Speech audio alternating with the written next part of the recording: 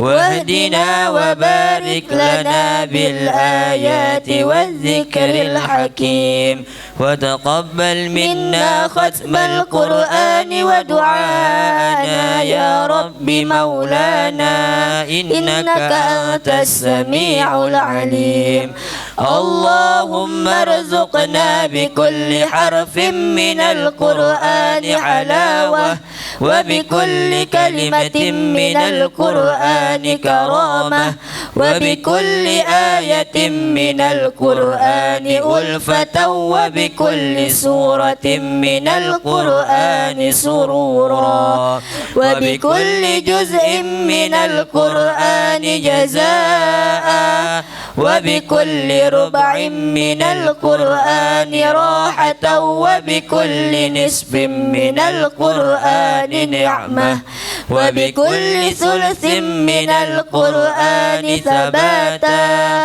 وبكل رفع من القرآن رفعة وبكل فتح من القرآن فرحة وفتوحا وبكل كسر من القرآن كسوة وبكل وقف من القرآن وقاية اللهم ارزقنا بالألف أمنا وإيمانا وبالباء بهاء وبركة وبالتاء توبة وتوفيقا وبالثاء ثروة وثوابا وبالجيم جاها وجلالا وبالحاء إلحاما وحياء وبالخاء خشوعا وخشية وبالدال دولة ودليلا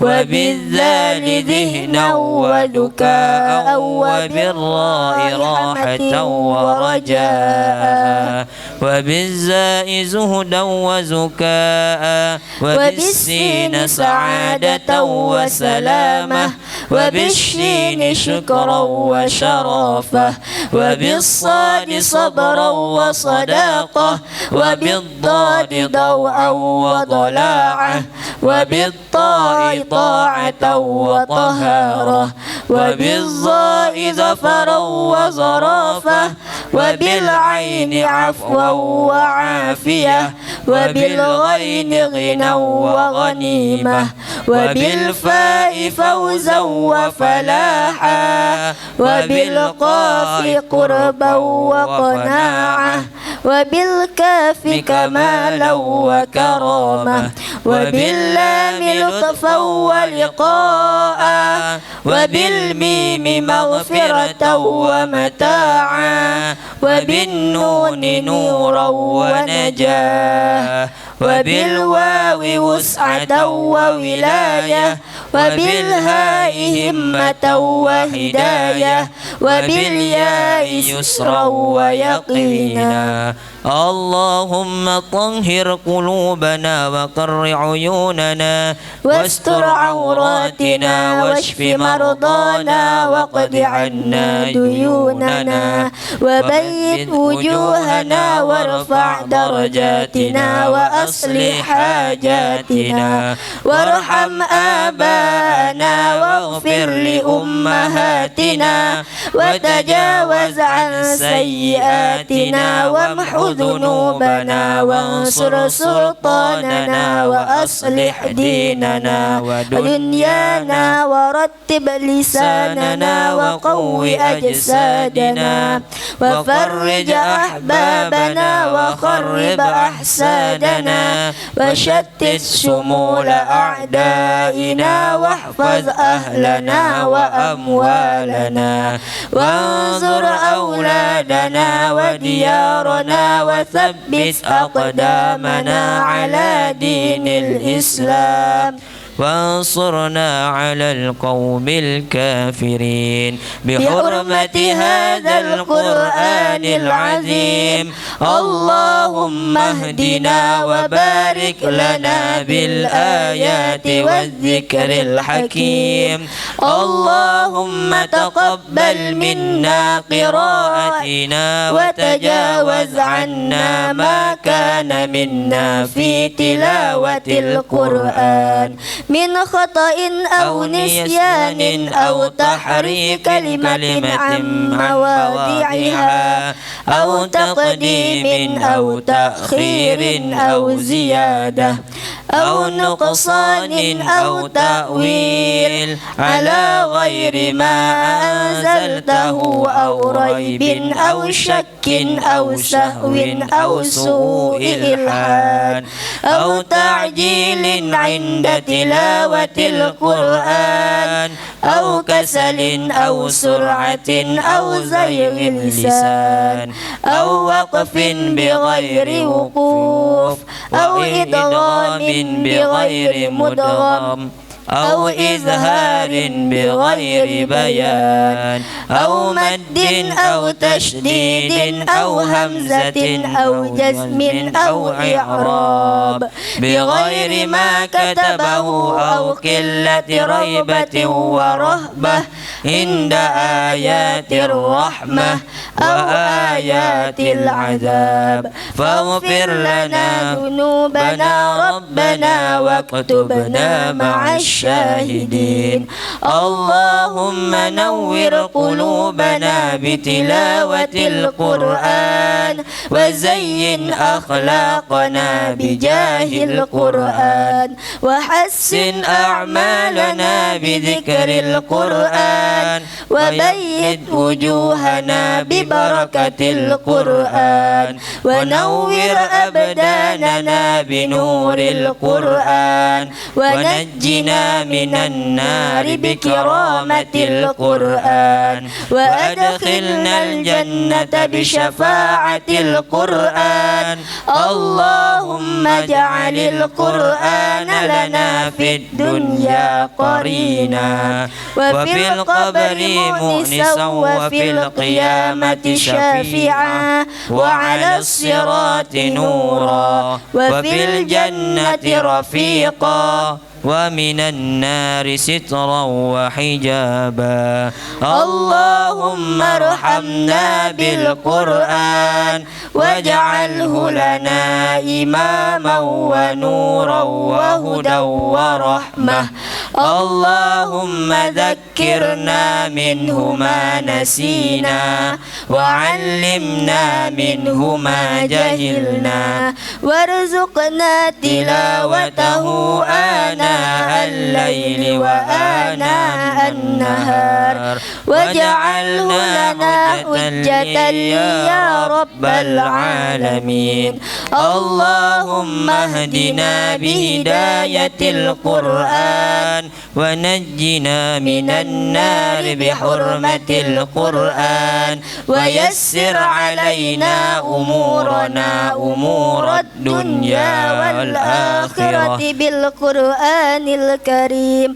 وحسن مقاصدنا وقد جميع حاجاتنا بالقرآن العظيم واشف جميع أسقامنا بحرمة القرآن وتمم آمالنا ببركة كلامك القديم وهون علينا سكرات الموت بجاه القرآن الكريم يا رحمن يا رحيم اللهم ارزقنا أداء بالقلب وحب الخير والسعادة والبشرة من الإيمان اللهم صل على سيدنا محمد وآله وصحبه بعدد ما في جميع القرآن حرفا حرفا وبعدد كل حرف ألفا ألفا سبحان رب ربك رب العزة عما يصفون وسلام على المرسلين والحمد لله رب العالمين. اللهم ارحمنا بالقرآن واجعله لنا إماما ونورا وهدى ورحمة. اللهم زكي آناء الليل وأطراف النهار واجعله لنا حجة يا رب العالمين. Tuhan turunkan rahmat Quran, jadikan Quran pedoman, petunjuk kasih sayang. Tuhan ingatkan kami apa yang kami lupa. Ajallah apa yang kami cari.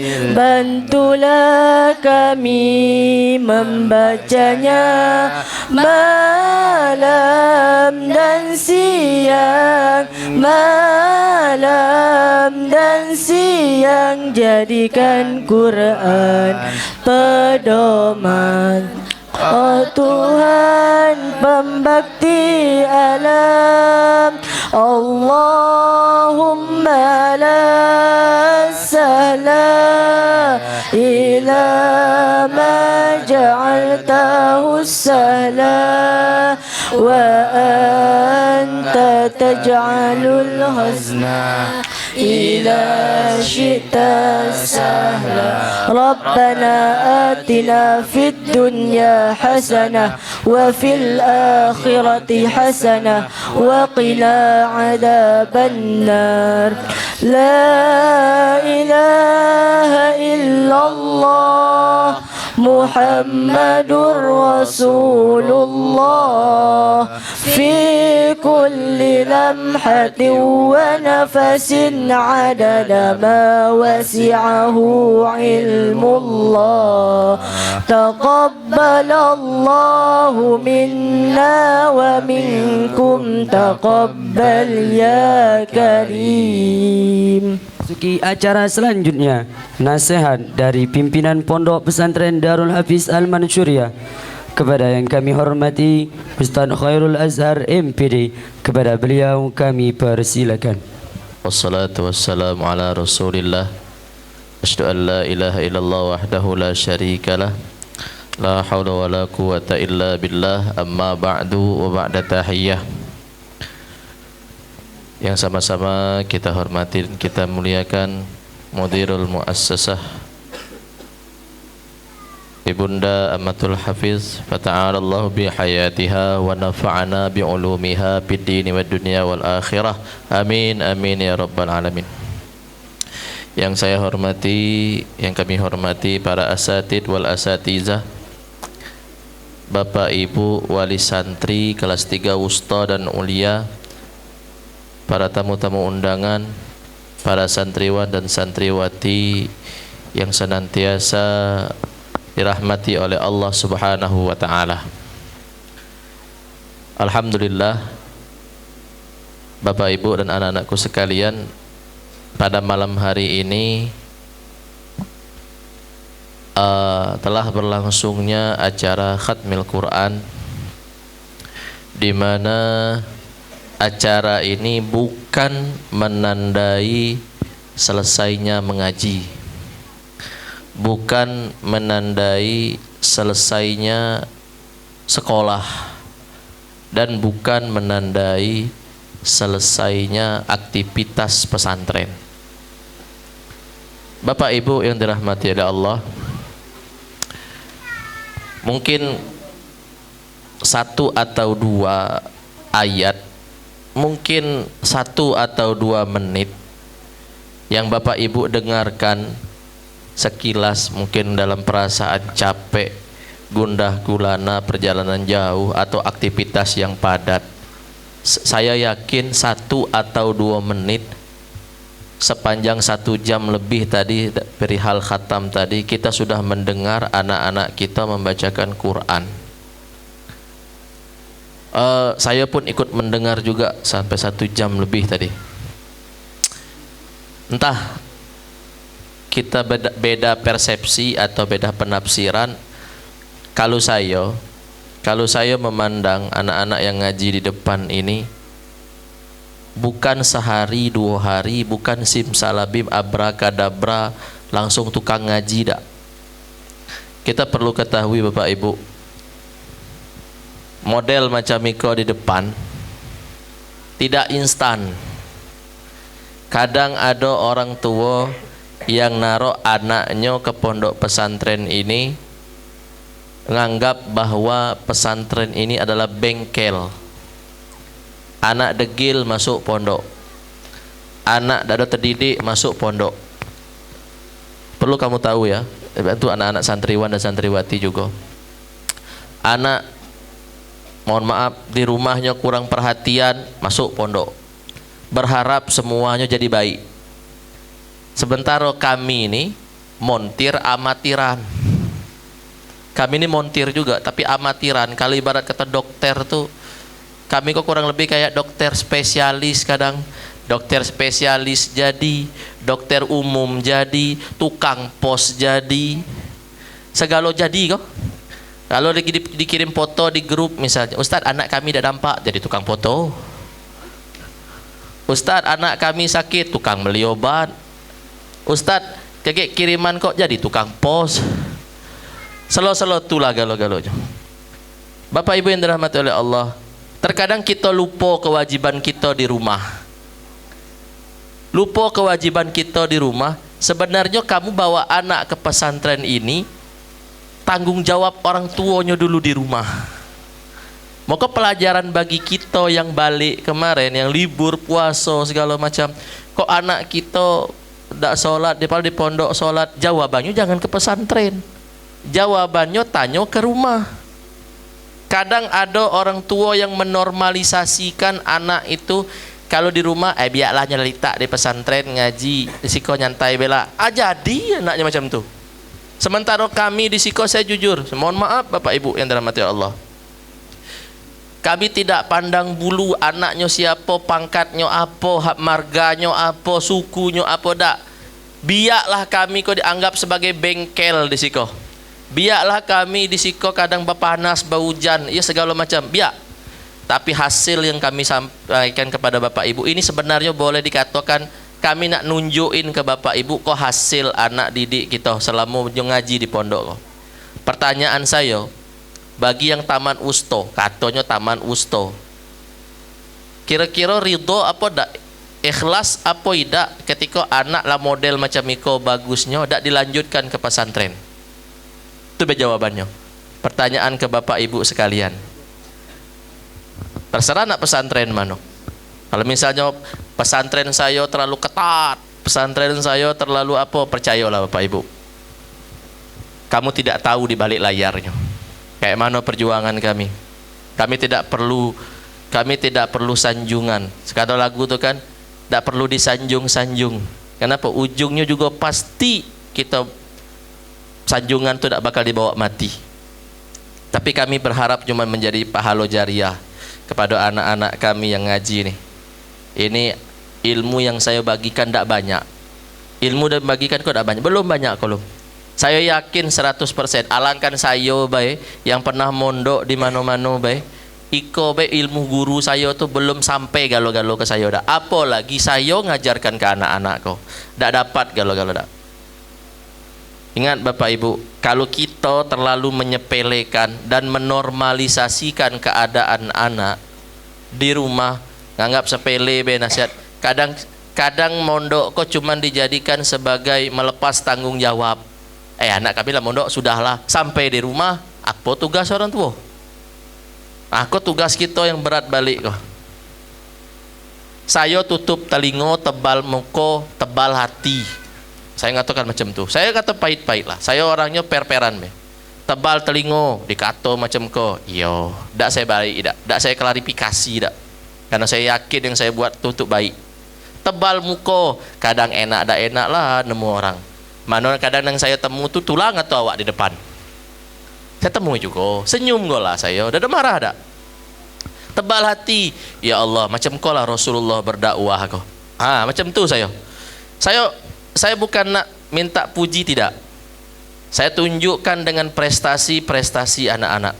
Kata Sayyidina Ali tu, kalau ada orang yang menghinamu, tunjukkan dengan prestasi. Tak perlu kita klarifikasi tak. Saya anak yang dititipkan di siko 6 tahun kah? Ada yang 6 tahun. Ini ada yang baru 3 tahun, ada yang 2 tahun baru. 6 tahun di siko. Iko cakap saya beda lagi siang lain lagi. Ini cakap saya sebagai ayah malam kok. Kalau besok pagi lah lain cerita kita. Ini anak saya 6 tahun di siko. Siang malam berpikir macam mana caranya. Saya jujur, saya pahit-pahit bercakap malam ni. Ngaji ya susah. Iko malam kau ya nak tidur kah? Wah, ngantuk pura-pura ngantuk kalau berat. Padahal setiap malam wayahnya tidur, wayah kau baiknya tidur. Sibuk lahnya keluar. Saya kadang bingung kadang nak tidur jam berapa kadang. Kadang jam 2 baru tidur. Aduh, gua lagi gawenya apa? Ya makar sampah lah, ya makar apa lah di luar tuh. Sampai jam ngajinya tidurnya. Akal kini kau rupanya ngantuknya kayaknya. Padahal wayah kau masih kulu kilir di depan tu saya tahulah. Aku tugas kami yang dititipkan Bapak Ibu. Kadang orang tua tidak pernah berpikir dan tidak pernah mau tahu. Kami pun juga tidak mau ngasih tahu. Kenapa? Rasalah kita rasio kita di rumah. Tidak mungkin kamu nak bercerita dengan orang banyak. Cuman kami tunjukkan di siko. Oh, kenapa anak kami macam kau, batas kau ngajinya. Ada cerita simpang siur. Kenapa ustaz macam kau. Percayalah. Yang kamu dengar tu baru sisi ujung kuku. Yang kami rasa kok tak sayat-sayat di siko. Jelas tuh. Jelas. Tapi kami tidak pernah mau nampakkan kami ini lemah. Saya cari beasiswa. Saya cari bagaimana anak-anak ini bisa nyaman belajar. Cari macam mana mereka ini lulus. Ada yang lulus beasiswa, ada yang pengen. Saya cari beasiswanya. Segala macam beasiswa, macam mana biar orang tuanya terbantu di rumah. Ada nih muncul lagi beasiswa tahfiz ini dan segala macam. Ini bentuk perjuangan kami Bapak Ibu. Kalau saya sebagai orang tua, saya pernah dengar cerita Habib tadi siang. Habib ini ceramah di Pondok Pesantren Al-Kausar. Jadi beliau bercerita, Aba ukas sulasa, bapakmu ada 3, orang tuamu ada 3. Yang pertama, Aba ukal waladatka, bapakmu yang melahirkanmu, ayah biologis, mak biologis, orang tua biologis kamu. Dan yang kedua, iko yang paling utama kata Rasulullah. Kenapa? Ya, coba kita kaji. 24 jam anak dititipkan ke pesantren. Yakin saya, kamu takut melepas anak itu di malam pertama, malam kedua, malam ketiga. Lah 3 tahun anak di pondok, ingat tak lagi anak tu tidur macam mana? Kalau kami baru nak terkelap mata, ketang kata bunyi keseng belakang tu, tak jago. Tengok apa upo lah nyuruh belakang gudang tu. Takut dijagoi ustaz, takut semayang tahajud. Aduh, tahan nonggok di belakang kuburan nyuruh macam gua. Aduh. Yang cewek serupa tu juga, nyuruh belakang WC. Wah. Nih model-model depan nih. Ya. Ya Allah Akbar, Allahumma shalli ala sayyidina Muhammad. Bapak Ibu yang dirahmati oleh Allah. Ingat ya. Saya hanya berpesan satu. Kalau saya jadi orang tua nengok benda nih, saya tidak mau lepas anak saya di pesantren. Kalau misal taruhlah, Ustaz anda enak cari tempat lain, saya tidak buat tidak, tapi masuk pesantren, tempat yang sama, cari tempat yang bisa melanjutkan Qurannya. Kalau jadi artis, mohon maaf nih, itu ada masanya. Jadi penyanyi ada masanya. Tapi kau yang pegang Quran kau, dah ada sampai ke liang lahat besok amal ibadahnya. Apalagi yang cowok nih. Kau yang cowok nih, saya mohon maaf, saya katakan pahit-pahit depan orang tua sekalian. Generasi muda sekarang ini sudah sangat mengkhawatirkan. Pengaruh handphone, pengaruh pergaulan, pengaruh sepeda motor. Ya Allah, saya buka dikit cerita. Beberapa anak yang pindah di sini dengan alasan tak betah, tak ini. Saya tak buat tidak. Ada yang nanya dengan saya, Ustaz, ngapa Ustaz tahan anak saya, Ustaz? Kok payahnya pindah sementara yang itu mudah pindah? Ada rasionya. Saya katakan rasio depan umum kok. Kalau ada yang anaknya saya mudah pindah, mudahnya pindah. Oh, mudahnya pindah, Ustaz. Rasionya gampang. Anaknya dia nak ngaji, mak ayahnya tidak peduli. Ngapo saya tahan? Mending kepala saya be. Ya saya kata pahit-pahit. Tapi kalau maknya kuat nak ngaji, maknya sayangnya dengan anaknya, ayahnya sayangnya, saya lebih sayang lagi. Patu saya tahan anaknya. Bukan maksud saya apa dak? Kaget hasilnya di ujung. Kata kita kok hasilnya di ujung. Hasilnya tuh pasti di ujung. Dak ada cerita di pangkal dak enak. Apalagi pesantren dak atik cerita nang enak dak. Pasti pahit. Bapak Ibu, anak cerita ke kita, dengerin baik. Dengerin baik. Biasanya dia cuma minta perhatian, jangan dibelo. Kami kok pengalaman pesantren, pernah juga bercerita dengan mak saya. Pernah saya bercerita dengan mak saya. Oh mak, macam kau mak. Udah, pasti itu nyari pembelaan. Beruntungnya mak saya apa katanya? Karena gebuk buat ustaz mak sebelah mana? Sebelah siko. Mak nama sebelah siko. Ah, itu cocok. Runding cocok runding. Jadi anak Bapak Ibu yang dirahmati oleh Allah Subhanahu wa taala. Saya di sini kalau bahasa ibu hati, ibu juga lah. Ngapa ibu? Anak kalau selesai, yang 6 tahun, yang 3 tahun kok setengah ibu. Kenapa setengah ibu? Saya nggak tahu setengah ibu. Iyo nak dikata sudah, masih waya sekolah, belum sudah, iyo masih jauh gitu. Nyotan nak tidak mondok lagi. Mondok itu bukan pilihan Bapak Ibu, bukan pilihan. Sekali lagi bukan pilihan. Tapi penentuan garis hidup. Banyak orang tua yang keluar dari pondok kok nemu saya muko tebal muko ngato malu dan nyesal. Ustaz, ngapolah kami dan nak nurut cakap Ustaz? Ngapo anak kami ada yang sudah 2 bulan tidak ada sekolah lagi Ustaz? Ngapo pergi dari rumah ya sekolah lah. Di rumah sampai ke sekolahnya tidak ada sampai. Nyo apa katanya? Geser dikit lampu kacau. Silau mata saya. Lampu. Nah, hanya dah sampai ke sekolah dah sampai ke sekolah lah 2 bulan. Padahal saya ngata, Bu, dah usah pindah anak ke Bu, tetap bersiko. Oh, dak meregang-regang. Alaju sekolah dak kini. Nauzubillah min zalik.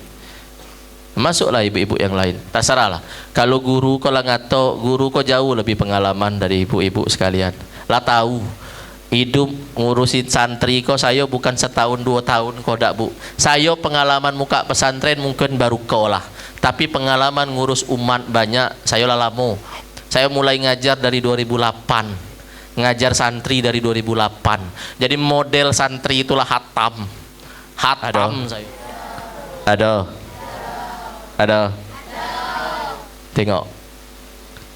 Resapi. Kita tukar posisi. Bayangkan itu kamu, iko anak kamu. Tukar posisi. Mereka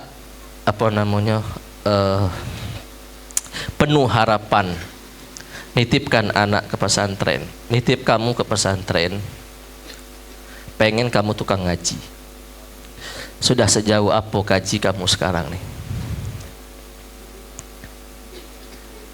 Coba berapa banyak kerutan capeknya orang tua di depan kamu.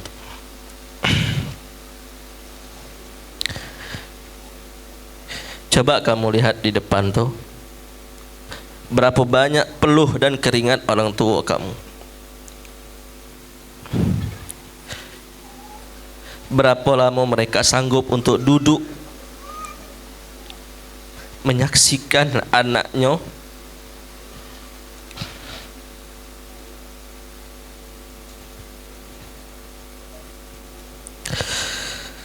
untuk membacakan Quran.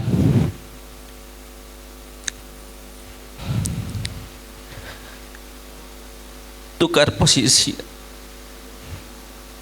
Bayangkan kamu yang duduk di belakang.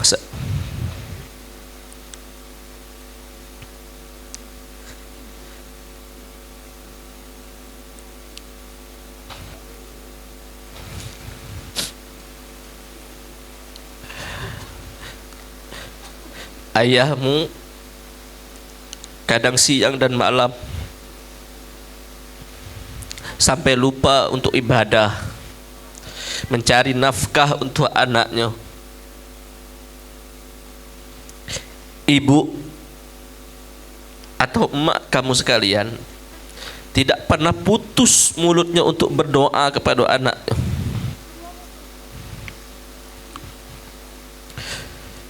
Sudahkah kamu cukup balas jasa mereka dengan tampilnya kamu di depan pada malam hari ini? Cukup.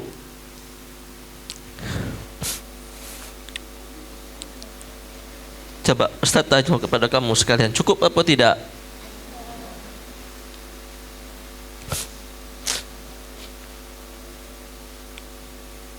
Ayah dan ibu hanya pengen anak-anaknya tampil sempurna pada malam hari ini. Senyum sumringah yang mereka tampilkan di dalam sedih. Kadang mereka berpikir, nak, ya Allah, bisa ada anak saya besok membacakan Yasin untuk saya ketika meninggal besok. Coba kita saling bertukar posisi. Kamu pikir orang tua kamu di depan nih, kamu menjadi mereka, dan di hadapan kamu ini ada anak-anak kamu besok. Coba bayangkan, sulitnya zaman sekarang ini, ekonomi lagi sulit. Perjuangan orang tua kamu siang malam tak pernah berhenti mencari rezeki, mencari nafkah untuk anak-anaknya.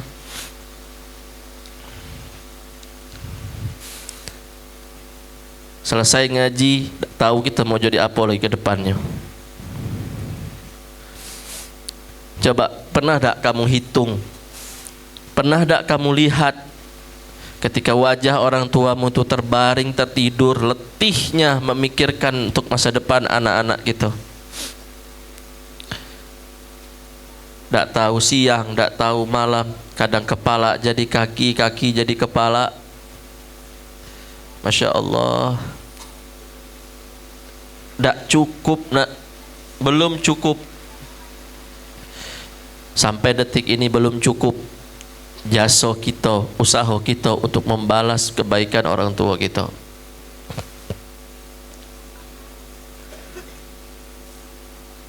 Makanya yang Ustaz sedihkan hari ini, Ustaz sedih seandainya kamu menjadi anak durhaka kepada orang tua kamu. Apa yang harus saya pertanggungjawabkan di hadapan Allah Subhanahu wa ta'ala? Ya Allah, saya bilang,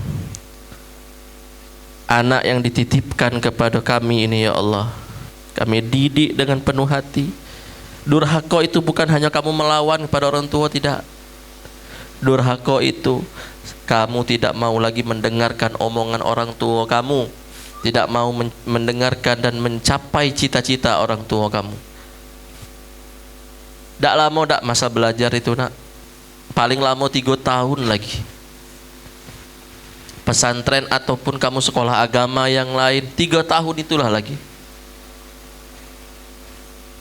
Kamu mau jadi kuliah, mau kuliah di mana pun terserah kamu. Mau jadi apapun terserah kamu.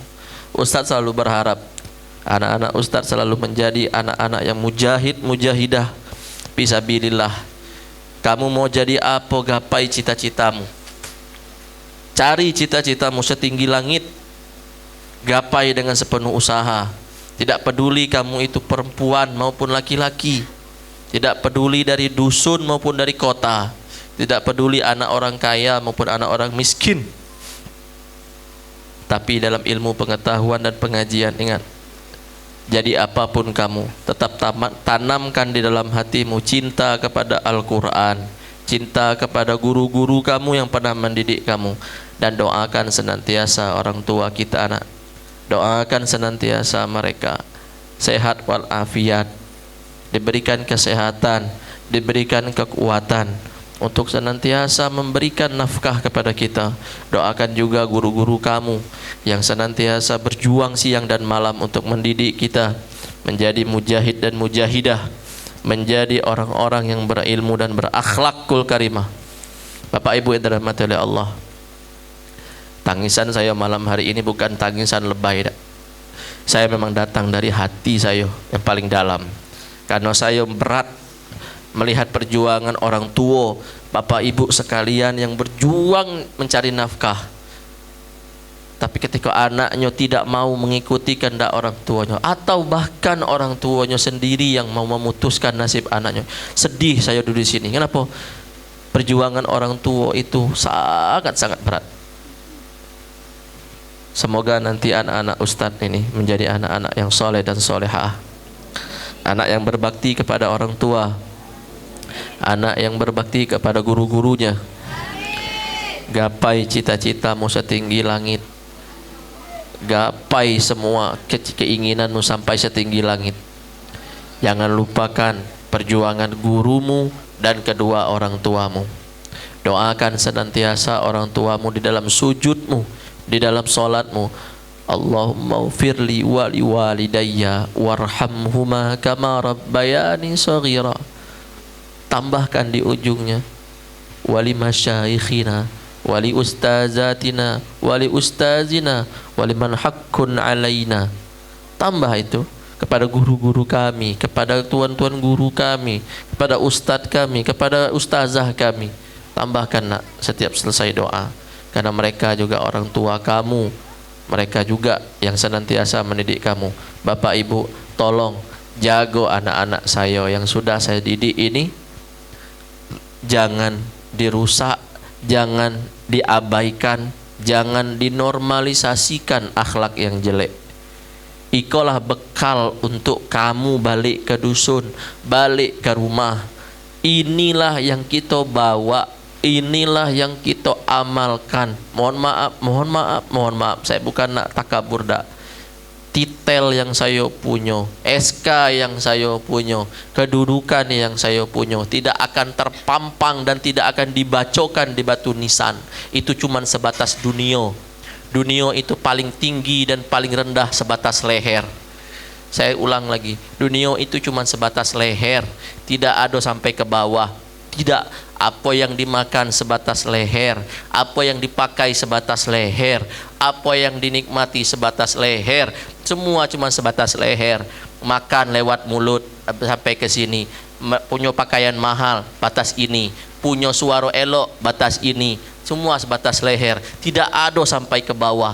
Tapi akhirat sampai ke ujung kuku itu akan dibawa mati. Baca kata saya, ini jangan dirusak.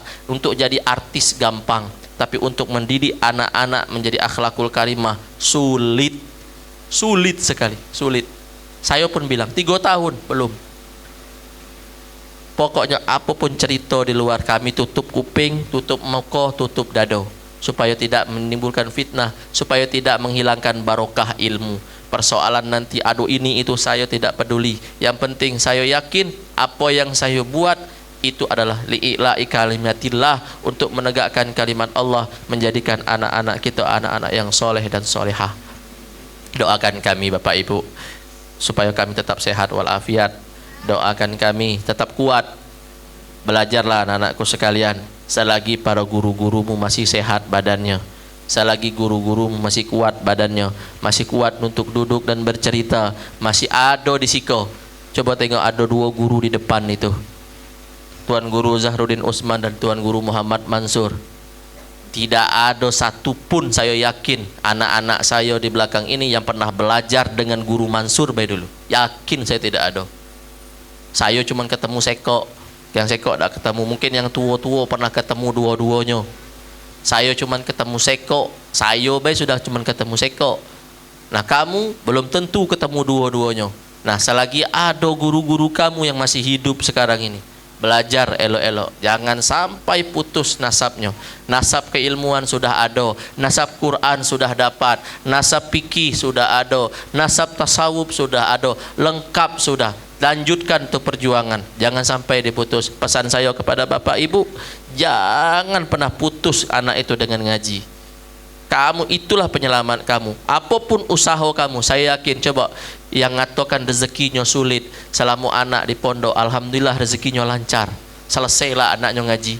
Yang ngato anaknya punya kesulitan, selesai juga 6 tahun di siko. Yang ngato hidupnya susah, yang ngato tiap bulan melapor ke kami, katanya SPP susah bayar, selesai anaknya sampai sekarang. Tidak ada kendala. Alhamdulillah, yang namanya mondok pasti ada jalan dan rezeki dari Allah Subhanahu wa taala. Jangan takut, jangan khawatir. Pokoknya dijamin sama Allah. Bukti lagi dijamin. Alhamdulillah nih, lulus 13 orang tanpa tes. Yang belum tes dicari, saya cari macam mana caranya biar mereka mendapatkan nikmat yang sama. Saya tidak peduli kata orang, saya tidak peduli macam mana orang bilang apa, bodoh amat, yang penting semua dapat. Yang MTS juga macam tu, yang Husto juga macam itu. Saya cari macam mana biar mereka bisa bergengsi keluarnya, macam mana biar keluar dari pesantren iko bisa jadi apa namanya yang mereka cita-citakan. Nah tinggal kepada orang tuanya lagi, mau melanjutkan perjuangan ini atau batas sekolah. Kalau batas sekolah, sekolah yang dapat.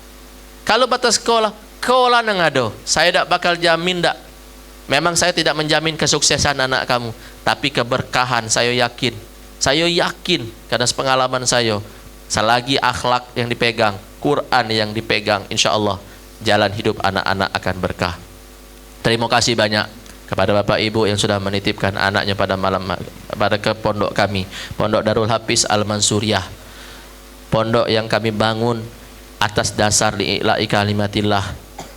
Pondok untuk memperjuangkan perjuangan tuan-tuan guru kita. Pondok yang kami bangun untuk mencetak generasi yang berakhlakul karimah. Kami tidak mengajarkan kitab yang tinggi-tinggi, tidak. Kami hanya mengajarkan kitab-kitab yang dasar sebagai bekal bagi mereka untuk melanjutkan perjuangan tuan-tuan guru kita, sebagai bekal melanjutkan perjuangan ulama, sebagai bekal untuk melanjutkan kehidupan rumah tangga mereka kemudian kelak. Terima kasih banyak.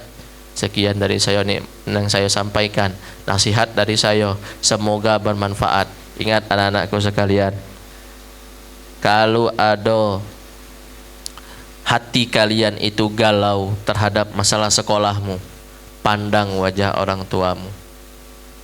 Kalau kamu bingung, kalau punya hati kamu itu sibuk mementingkan hawa nafsumu, pandang orang tua kamu. Kecuali kalau sudah Allah hijab mata hati kamu, tidak peduli lagi kamu dengan perjuangan orang tua kamu. Khatamallahu ala qulubihim wa ala sam'ihim wa ala absarihim ghishawatu wa lahum adzabun azim.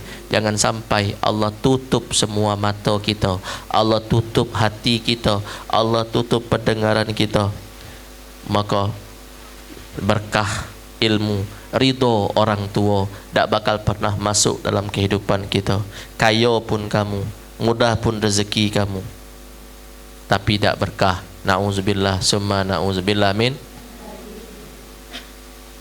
Siap berjuang untuk kedepannya? Siap menjadi mujahid mujahidah?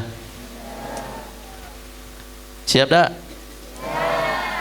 Nah, pertahankan akhlaknya, pertahankan Qurannya, jangan putus belajarnya, jangan berhenti masuk pesantren, tetap ngaji. Saya tidak mendiskriminasikan sekolah luar ya. Nah, cukup sekian dapat saya sampaikan. Hadanallahu wa iyyakum ajma'in. Assalamualaikum warahmatullahi taala wabarakatuh. Pertama kalinya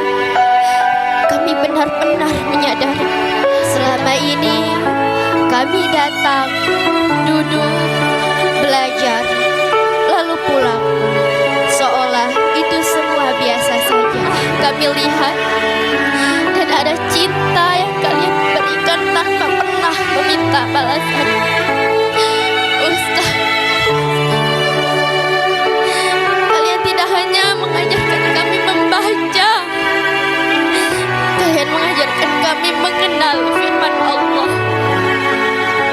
huruf demi huruf, ayat demi ayat. Kalian ulangi lagi, lagi, dan lagi.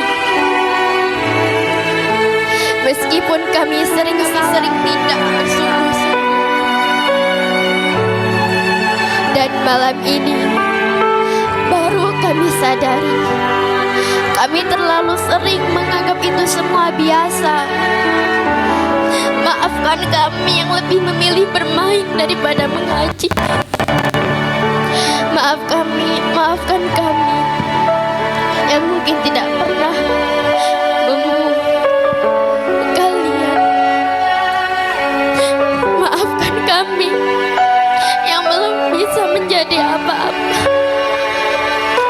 Ustaz Quran, jika malam ini kami mampu melafalkan ayat-ayatnya, itu bukan karena kami hebat, itu karena kalian dan karena doa-doa yang mungkin tidak pernah kalian tinggalkan untuk kami. Tinggal menghitung hari kami akan pergi.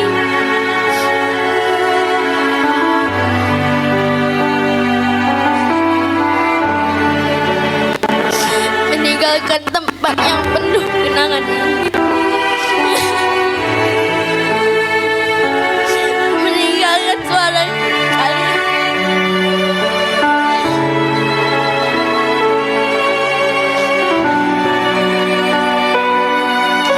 Yang selalu membangun dan membimbing kami. Jujur, kami takut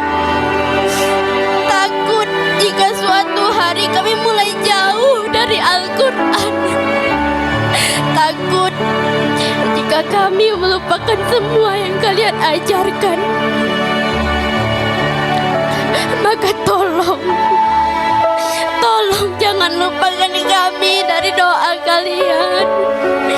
Doakan kami agar kami tetap kembali kepada Al-Quran.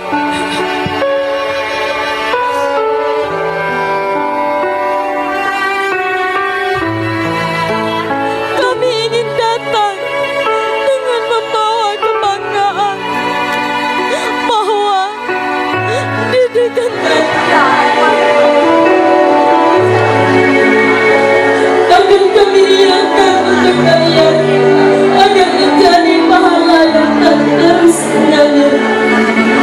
Ya Allah, mempertemukan kita kembali. Terima kasih atas kesabaran yang tak dapat dan atas segala yang telah kalian berikan.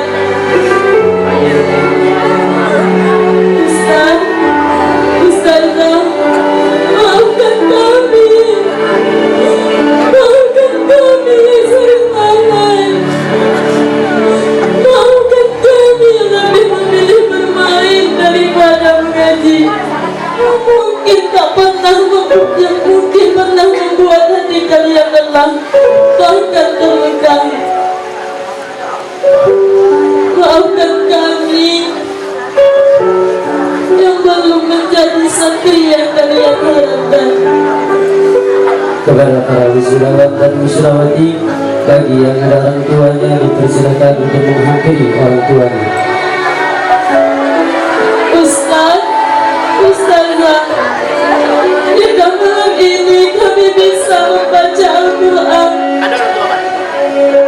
jika malam ini bisa kami mampu melafalkan ayat-ayatnya yang telah kalian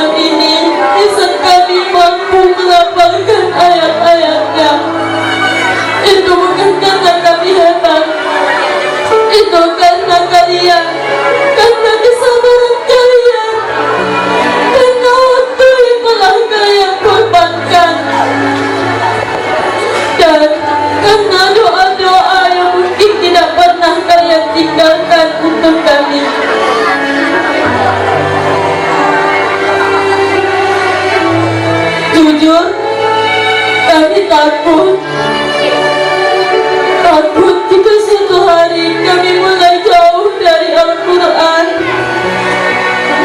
Takut jika kami melupakan semua yang telah kalian ajarkan. Maka tolong kami lepaskan kami dari doa kalian. Doakan kami, Ustaz, Ustazah, agar kami tetap menjaga apa yang telah kalian tanamkan dalam hati kami. Ustaz, Ustazah, kami tidak mampu membalas semua jasa kalian. Namun kami berjanji, setiap ayat yang kami baca, setiap huruf yang kami lantunkan, akan kami niatkan untuk kalian, agar menjadi pahala yang terus mengalir hingga Allah mempertemukan kita kembali. Terima kasih atas kesabaran yang tak terbatas, atas cinta yang tidak pernah terucap, dan atas segala jasa yang telah kalian berikan kepada kami. Kami sayang kalian karena Allah. Ustaz, Ustazah, maafkan kami.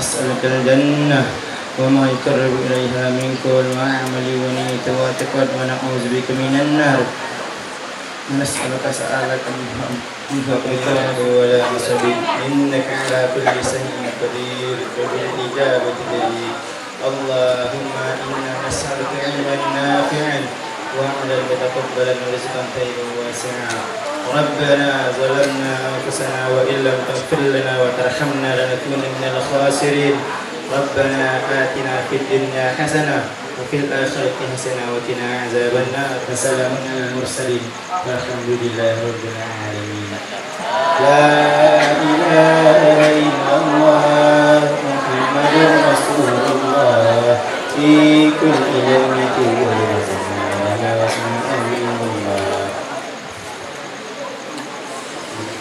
Para hadirin yang berbahagia, sebelum menutup acara, marilah kita tutup dengan membaca doa kafaratul majelis. Subhanakallah bihamdika, asyhadu an la ilaha illa anta, astaghfiruka wa atubu ilaik. Saya selaku pembawa acara mohon pamit undur diri. Mohon maaf apabila terdapat kesalahan. Saya akhiri. Wallahu wal muwaffiq ila aqwamit thariq. Wassalamualaikum warahmatullahi wabarakatuh.